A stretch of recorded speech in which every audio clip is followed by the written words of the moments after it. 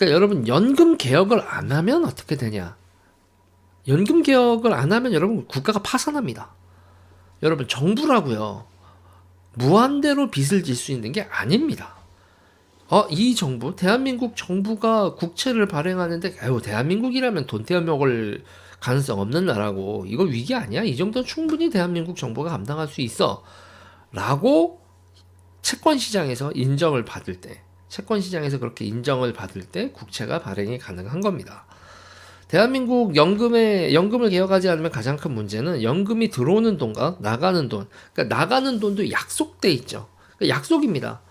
그러니까 정부가 들어오는 돈과 나가는 돈에 수지를 못 맞추면 나가는 돈을 약속을 못 지켜요. 그러면 정부가 빚쟁이가 됩니다. 빚쟁이가 되면요. 그럼 그게 뭐라고 불러요, 여러분? 그걸 이제 파산이라고 하죠. 그러니까 대한민국이 지금 연금을 저렇게 줘야 되는데 저게 지금 못 준 미수금이 쌓이고 있어. 미수금이 아니라 미지출이죠. 어쨌든 그렇게 쌓이고 있어. 그러면요. 대한민국 정부는 신용을 잃게 되고 대한민국 정부가 신용을 잃게 되면 그러면 대한민국 경제 자체가 부서지는 거죠. 그러니까 우리는 연금 개혁을 해야 되는 이유가 다들 그쪽으로만 생각을 하거든요. 내가 연금을 받을 수 있어야 돼 이 생각만 하는데 대한민국의 누구도 연금 개혁을 하지 않으면 대한민국 정부가 파산한다는 거, 그리고 파산을 했을 때 어떤 문제가 발생하라고 대한민국 정부가 파산을 하면 그거는 우리의 문제다 라는 얘기를 잘 안 해요. 그리고 이게 2050년 정도엔 대한민국 정부가 위기감이 점점 고소되고 연금 개혁을 안 하게 되면 곧 대한민국 정부가 파산을 한다는 기운이 되면 그러면 금융위기가, 채권위기가 언제 올지 모르는 겁니다. 자, 그렇게 해서 망한 나라가 어디 있어요? 그리스죠. 그래서 우리가 지금 피그스 그러면서 그리스 막 욕했는데 그게 남의 나라 얘기가 될까요? 아닌 거죠. 그러면 책임 있는 자세는 뭘까요, 여러분? 책임 있는 자세는 우리가 낸 거와 받는 거 사이에 균형을 맞추고 그렇게 되는 거죠. 근데 여기서 이제 가장 설계의 문제는, 그러니까 저출산의 속도가 너무 빠르기 때문에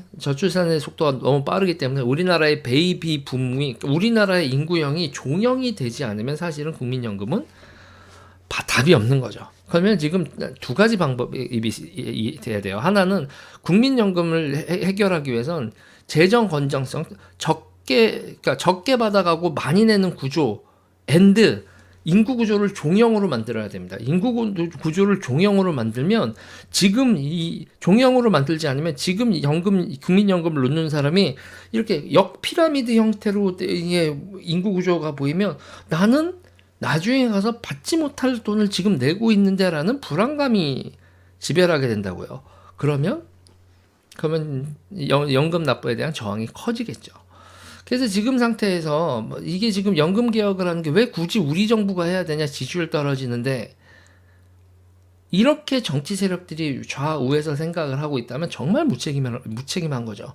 그리고 우리는 연금 개혁을 하는 정치 집단, 연금 개혁을 해야 된다고 말을 하고 실천을 하려고 하는 정치 집단을 쓸데없는 짓 한다고 지지율을 떨어뜨리는 게 아니라 책임 있는 정치인들이라고 지지를 해주는 정도의 국민의 수준을 보여줘야 됩니다. 그게 안 되고 국민연금을 하는 정치 세력의 지지율을 푹푹 떨어뜨리고, 그래서 어떤 정치 세력도 국민연금 개혁을 하지 않는 방향으로 그냥 똥을 계속 폭탄을 뒤로 던지면 결국은 우리의 후손들과 우리의 노후가 작살이 나는 겁니다. 이럴 때는 누가 승자가 됐냐? 아이고, 내가 저걸 보기 전에 얘들아 안녕. 국민연금 폭탄이 터져서 대한민국 정부가 붕괴하기 전에 나는 간다. 이분들이, 나는 받아 먹었어. 이분들이 승자가 되는 게임이죠. 여러분, 이렇게 제도를 운영하면 그건 정말 안 되는 겁니다.